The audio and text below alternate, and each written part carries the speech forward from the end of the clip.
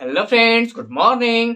हम लोग पढ़ रहे थे रेस्पिरेशन इन प्लांट्स, जो कि प्लांट फिजियोलॉजी के अंतर्गत आता है। ओके, और उसमें हम लोग रेस्पिरेशन इन प्लांट्स का फर्स्ट वीडियो हम लोग देख चुके हैं, यानी रेस्पिरेशन इन प्लांट्स पार्ट 1, जो कि हम आपके डिस्क्रिप्शन में लिंक उसका दे दिया है, वो आप लोग देख लीजिएगा नहीं देखे हैं तो।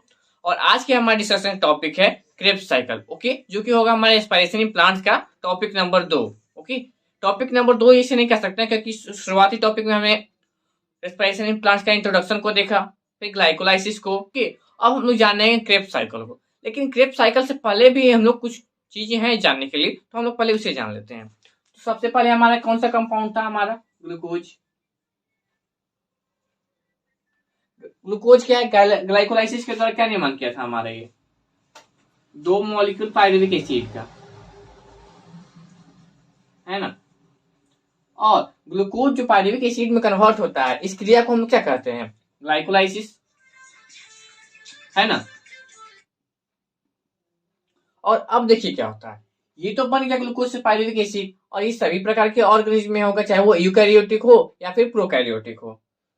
अब देखिए, अगर ये जो पायरुविक एसिड बना हमारा, इसमें अगर ऑक्सीजन प्रेजेंट है या नहीं प्रेजेंट है, उसके आधार पर देखिए किसका निर्माण करेगा। ये पायरुविक एसिड आगे चलकर 3 चीजों का निर्माण करता है। या तो ये इथेनॉल का निर्माण करेगा,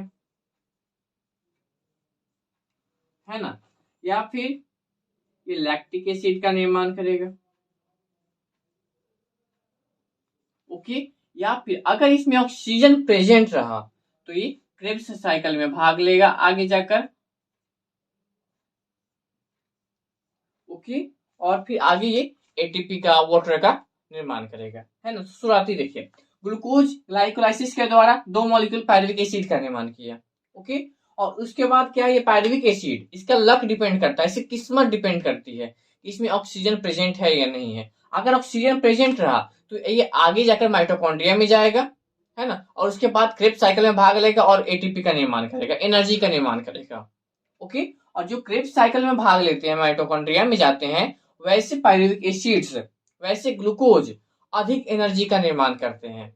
वही जबकि अगर वो पायरुविक एसिड या तो लैक्टिक एसिड का निर्माण करें या फिर इथेनॉल का निर्माण करें, तो वो कम एनर्जी का निर्माण करते हैं, इसमें एनर्जी काफी कम मात्रा में होती है, ओके। तो ये इनका लक डिपेंड करता है कि पायरुविक एसिड जो हमारा लैक्टिक एसिड का निर्माण करेंगे, या फिर क्रेब्स साइकिल में जाकर एटीपी का निर्माण करेंगे, या फिर इथेनॉल का निर्माण करेंगे, है ना। ये पायरुविक एसिड का लक डिपेंड करता है और कुछ नहीं। इसका फेट, आपका अगर टॉपिक देखें तो कई किताबों में आपका टॉपिक रहता है fate of pyruvic acid, okay. Pyruvic acid का लक, फेट का मतलब होता है लक, ओके।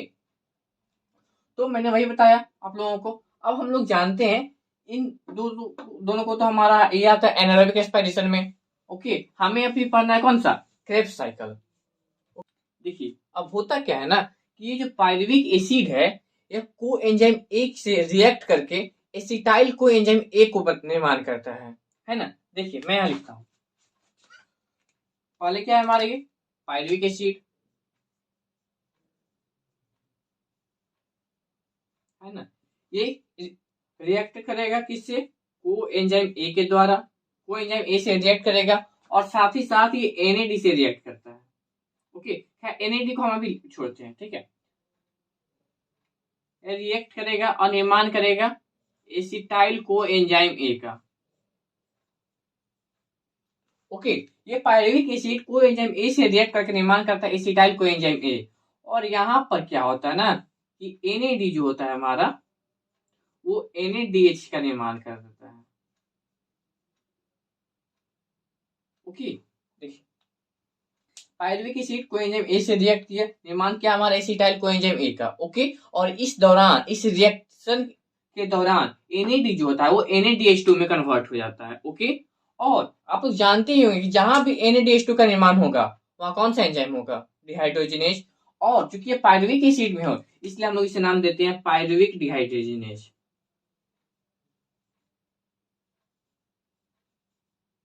डिहाइड्रोजिनेज,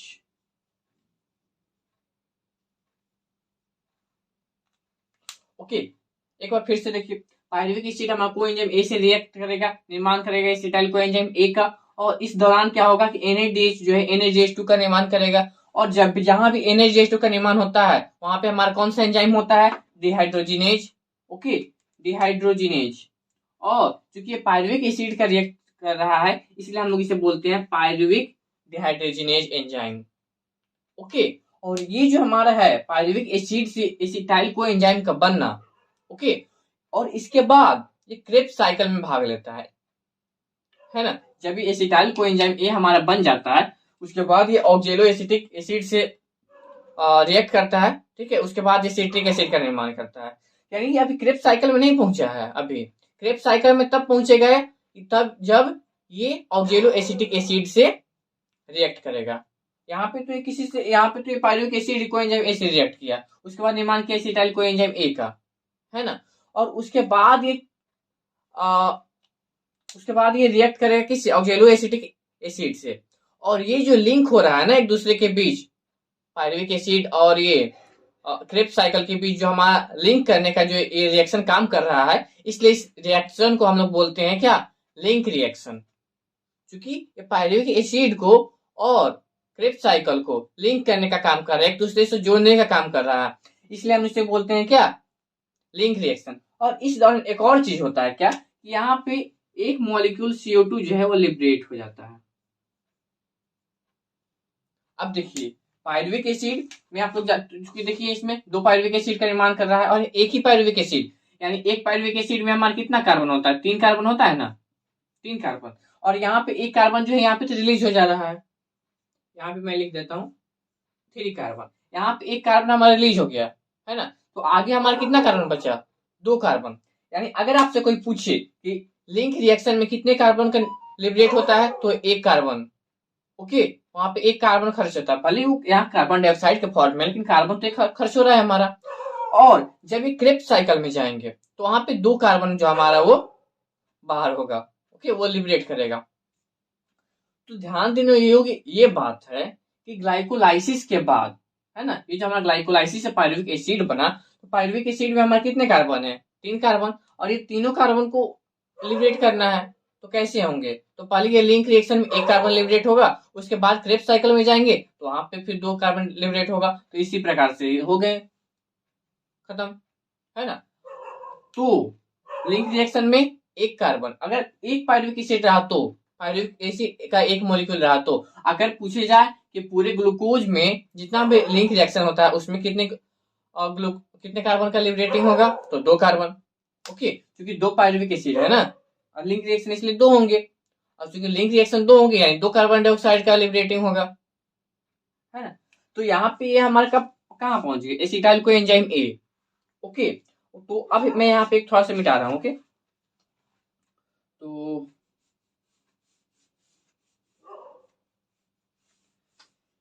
ये देखिए हमारे पायरुविक एसिड से ये कहाँ पहुंच गए, क्या बन गए हमारे, acetyl co enzyme A.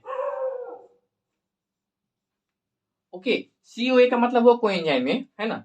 Pyruvic acid से हमारे बने एसिटाइल कोएंजाइम ए, और ये भी 2 मॉलिक्यूल ही होंगे क्योंकि 2 पायरुविक एसिड है, तो मैं भी उतना डिस्क्रिप्ट नहीं कर रहा हूँ इसे, क्योंकि हमें इसे क्रेब्स साइकिल में पढ़ना है। ओके, अब ये एसिटाइल कोएंजाइम ए करते क्या है ना, कि ऑक्जेलो एसिटिक एसिड से रिएक्ट करते हैं और फिर वहां निर्माण करते हैं हमारे सिट्रिक एसिड का। ओके, इसलिए हमारा जो क्रेब्स साइकिल है उससे हम लोग सिट्रिक एसिड साइकिल भी कहते हैं, या फिर उसमें 3, और चूंकि उसमें 3 कार्बोक्सिलिक एसिड का निर्माण होता है इसलिए हम लोग उसे TCA यानी ट्राई कार्बोक्सिलिक एसिड साइकिल भी कहते हैं। ओके, तो आगे हम लोग पढ़ेंगे क्या, TCA साइकिल, ओके, या फिर आप इसे क्रेब्स साइकिल कहते हैं, कॉमनली हमारे क्रेब्स साइकिल कहते हैं हम लोग इसे, ठीक है। और क्या, try carboxylic acidic acid, sorry try carboxylic acid cycle, Krebs cycle, या फिर हम लोग इसे एक और नाम देते हैं क्या, citric acid cycle, citric acid cycle. Okay, कब कब जाएगा ये, जब एसिटाइल को एंजाइम में हमारा माइटोकॉन्ड्रिया के आगे जाकर एक साइकिल जैसा रिएक्शन करेगा तब। ओके, ये ऑक्जेलो एसिटिक एसिड से फिर ऑक्जेलो एसिटिक एसिड पर आता है और यह लिंक रिएक्शन होते रहता है ना। इधर लिंक रिएक्शन भी हो रहा है और उधर ये TCA यानी ट्राइकार्बोक्सिलिक एसिड साइकिल भी हो रहा है, क्रेब्स साइकिल भी हो रहा है। ओके, तो अब हम लोग विस्तार से जानते हैं क्रेब्स साइकिल को। ओके, तो अब हम लोग देखते हैं क्रेब्स साइकिल को। ओके, तो देखिए हमने आप लोगों को क्या बताया कि पहले पायरुविक एसिड जो है वो कोएंजाइम ए के द्वारा किसका निर्माण करता है, एसिटाइल कोएंजाइम ए का। और यहाँ पे जो हमारा एंजाइम कार्य करता है वो होता है हमारा डिहाइड्रोजनेज, क्योंकि यहाँ पे एक मॉलिक्यूल NaDH2 का और साथ ही साथ एक मॉलिक्यूल CO2 का निर्माण होता है। कहाँ पे, हमारे यहाँ पायरुविक एसिड से जो हमारा एसिटाइल कोएंजाइम ए बनता है, यानी लिंक रिएक्शन में हमारा वन मॉलिक्यूल NaDH2 का साथ ही वन मॉलिक्यूल CO2 का निर्माण होता है। ओके, मैं NaDH2 तो नहीं लेकिन CO2 जरूर यहाँ पे लिख देता हूँ, क्योंकि आगे हम लोगों को यहाँ CO2 काम करेगा। ओके, तो देखिए इसमें सबसे पहला जो हमारा क्रेब्स साइकिल है, क्योंकि यहाँ पे तो ये तो लिंक रिएक्शन कहलाया ना पायरुविक एसिड का एसिटाइल कोएंजाइम ए में बनना। ओके, तो अब ये जो क्रेब्स साइकिल हमारा स्टार्ट होने जा रहा है, इसमें देखिए इस क्रेब्स साइकिल को हम लोग TCA भी कहते हैं, try carboxylic acid cycle, TCA cycle. Okay, या फिर हम लोग इसे सिट्रिक एसिड साइकिल भी कहते हैं, क्योंकि इसमें सबसे पहले निर्माण होता है किसका, सिट्रिक एसिड का। सबसे पहले जिसमें कंपाउंड बनता है वो होता है हमारा सिट्रिक एसिड, इसलिए इस साइकिल को हम लोग कहते हैं सिट्रिक एसिड साइकिल। ओके, और चूंकि ये जो प्रोसेस है हमारा वो माइटोकॉन्ड्रिया के अंतर्गत अंदर होता है। ओके, ग्लाइकोलाइसिस हमारा माइटोकॉन्ड्रिया के बाहर हो रहा था, लेकिन ये जो हमारा क्रेब्स साइकिल है ये माइटोकॉन्ड्रिया के अंदर होता है, माइटोकॉन्ड्रिया मैट्रिक्स में होता है, इसलिए हम लोग इसे माइटोकॉन्ड्रियल साइकिल भी कहते हैं, माइटोकॉन्ड्रियल रेस्पिरेशन साइकिल। ओके, तो देखिए इसमें सबसे पहला रिएक्शन क्या होता है ना, सबसे पहले क्या होता है कि एसिटाइल कोएंजाइम ए जो है हमारा, ओके, एसिटाइल कोएंजाइम ए या ऑक्सिलो एसिटिक एसिड से रिएक्ट करके निर्माण करता है हमारा सिट्रिक एसिड का। ओके, फिर से ये एसिटाइल कोएंजाइम ए जो है हमारा वो ऑक्सिलो एसिटिक एसिड से रिएक्ट करके निर्माण करता है हमारा सिट्रिक एसिड का, इसलिए हम लोग इसे नाम देते हैं क्या, सिट्रिक एसिड साइकिल, इस साइकिल को। ओके, अब देखिए ये जो हमारा प्रोसेस है, मैंने आप लोगों को इससे पहले ग्लाइकोलाइसिस जो पढ़ाया था वो मैंने आप लोगों को बताया था वो 10 स्टेप में होते हैं, है ना, ग्लूकोज से लेकर के हमारा पायरुविक एसिड के बनने तक। लेकिन ये जो हमारा क्रेब्स साइकिल है ये मेनली 8 में होते हैं, मेनली 8 स्टेप, लेकिन मैंने यहाँ पे 8 स्टेप्स को और बढ़ा दिया है, यहाँ पे मैंने आप लोगों को 10 स्टेप्स में पढ़ाया है। ओके, ताकि अच्छे से समझ में आए। अगर बात किया जाए कितने स्टेप्स में होते हैं तो मेनली 8 स्टेप में ही होते हैं, लेकिन अच्छे से समझाने के लिए मैंने यहाँ पे 10 स्टेप लिए हैं।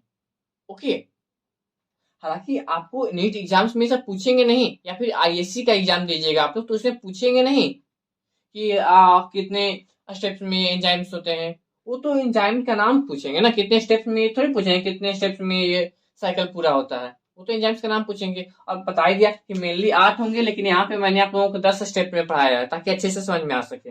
ओके, तो सबसे पहले ये एसिटाइल कोएंजाइम ए जो है वो ऑक्सिलो एसिटिक एसिड से रिएक्ट करेंगे और निर्माण करेंगे सिट्रिक एसिड का, और उसके बाद इस सिट्रिक एसिड जो है वो निर्माण करेंगे हमारा सिस एकोनाइटिक एसिड का, जो कि हमारा एकोनाइटेज एंजाइम के प्रेजेंट में होगा। ओके, उसके बाद ये सिस एकोटिनिक एसिड जो है वो पुनः एकोनाइटेज एंजाइम के द्वारा ही रिएक्ट करके निर्माण करेंगे आइसोसिट्रिक एसिड का। ओके, ये क्या किया, सिस एकोटिनिक एसिड जो है हमारे वो पुनः एकोनाइटेज एंजाइम्स के द्वारा रिएक्ट करके निर्माण किए आइसोसिट्रिक एसिड का। ओके, उसके बाद ये जो आइसोसिट्रिक एसिड थे ये निर्माण करते हैं ऑक्जेलोसक्सेनिक एसिड का, और ये जो हमारा रिएक्शन है ये होता है डिहाइड्रोजिनेज एंजाइम के प्रेजेंट में, और जहां भी डिहाइड्रोजिनेज एंजाइम होगा वहां पे आप लोग जानते ही होंगे यहाँ पे वन मॉलिक्यूल NaDH2 का निर्माण होगा।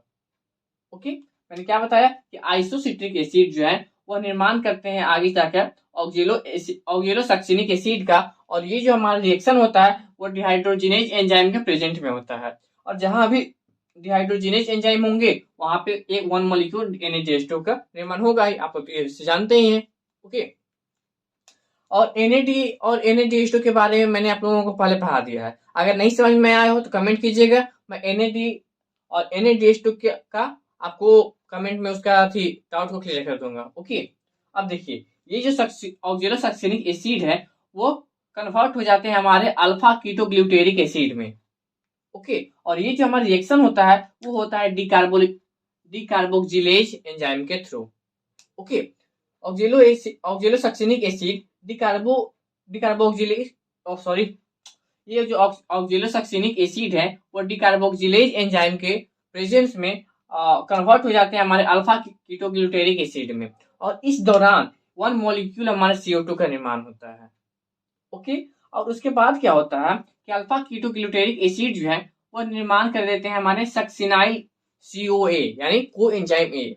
ओके, अल्फा कीटोग्लूटेरिक एसिड जो है सक्सिनाइल को एंजाइम ए का निर्माण करते हैं, और ये जो हमारा रिएक्शन होता है ये डिहाइड्रोजिनेज एंजाइम के प्रेजेंस में होता है, और यहाँ पे एक मॉलिक्यूल NaDH2 का और इसके साथ ही वन मॉलिक्यूल CO2 का भी निर्माण होता है।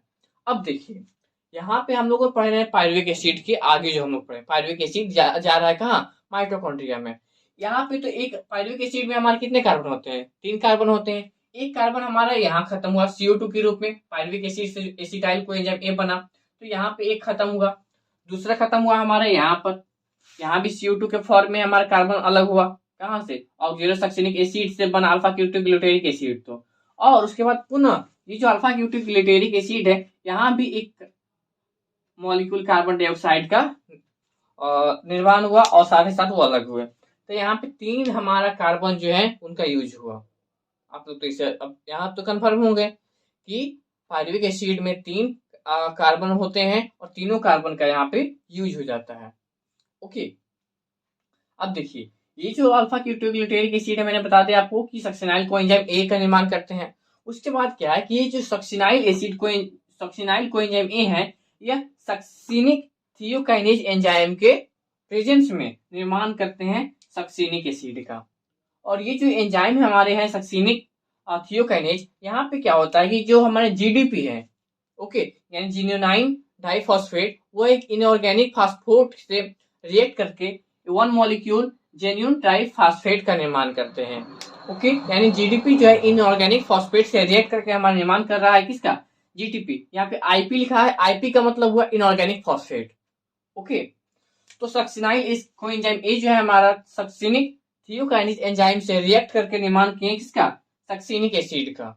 ओके, और ये जो सक्सिनिक एसिड है हमारा ये पुनः डिहाइड्रोजिनेज एंजाइम से रिएक्ट करके निर्माण करते हैं फ्यूमेरिक एसिड का। ओके, और ये जो हमारा फ्यूमेरिक एसिड है, ओके, सक्सिनिक एसिड का फ्यूमेरिक एसिड के बनने के दौरान वन मॉलिक्यूल FADH2 का निर्माण होता है यहाँ पे।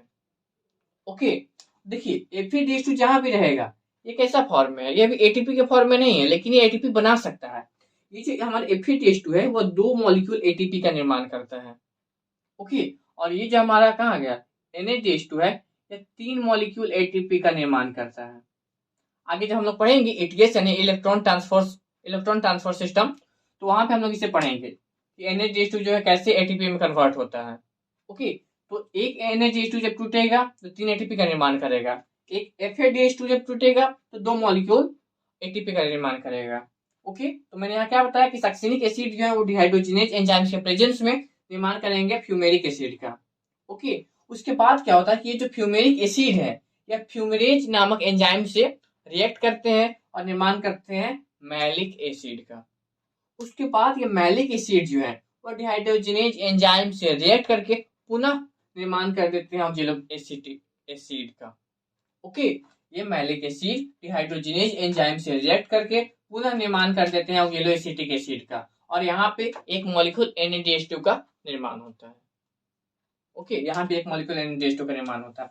अब देखिए ऑक्जेलोएसिटिक एसिड से शुरुआत हुआ था क्योंकि यहीं पर हमारा कोई एसिटाइल कोएंजाइम ए इसी से रिएक्ट किया था ना, ऑक्जेलोएसिटिक एसिड से निर्माण किया था किसका, सिट्रिक एसिड का। उसके बाद ये साइकिल चलते रहा और निर्माण किया किसका, फिर से निर्माण कर दिया ऑक्जेलोएसिटिक एसिड का। तो यहाँ पे एक साइकिल पूरा हुआ जिसे हम लोग देते हैं क्रेब्स साइकिल।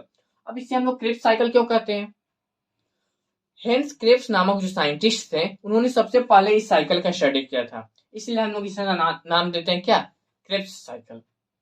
ओके, अब देखिए यहाँ पर ये साइकिल चल रहा है हमारा पायरुविक एसिड से एसिटाइल कोएंजाइम का बनना, और इधर ये साइकिल चल रहा है हमारा, यानी दोनों साइकिल जो है हमारे, सॉरी ये तो साइकिल है ही नहीं क्योंकि डायरेक्ट पायरुविक एसिड से हमारा एसिटाइल कोएंजाइम बन रहा है, यानी ये दोनों रिएक्शंस जो है हमारे एक लिंक रिएक्शन और ये जो हमारा इसमें रिएक्शन हो रहा है क्रेब्स साइकिल में, दोनों साथ साथ होते रहते हैं, एक बंद हुआ तो दूसरा भी बंद हो जाएगा, है ना। तो यहाँ पे हम लोगों ने पढ़ा किसके बारे में, लिंक रिएक्शन के बारे में और क्रिप्स साइकिल, या फिर जिसे हम लोग टीसीएस साइकिल भी कहते हैं, ट्राई कार्बोजिलिक एसिड साइकिल, या फिर हम लोग इसे सिट्रिक एसिड साइकिल भी कहते हैं, है ना। तो हम लोगों ने इसी को पढ़ा।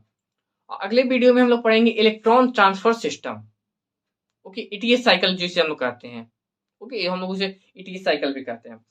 तो अगले वीडियो में हम लोग उसी को पढ़ेंगे। और प्रभु बायोलॉजी सब्सक्राइब कीजिए, है ना, यानी प्रभु बायोलॉजी चैनल को सब्सक्राइब कीजिए, ओके। और वीडियो को लाइक जरूर कीजिए, शेयर जरूर कीजिए, और कमेंट में ये जरूर बताइएगा कि हमारे ये जो हमारा कंटेंट है वो हेल्पफुल रहा या नहीं आपके लिए, ओके। लाइक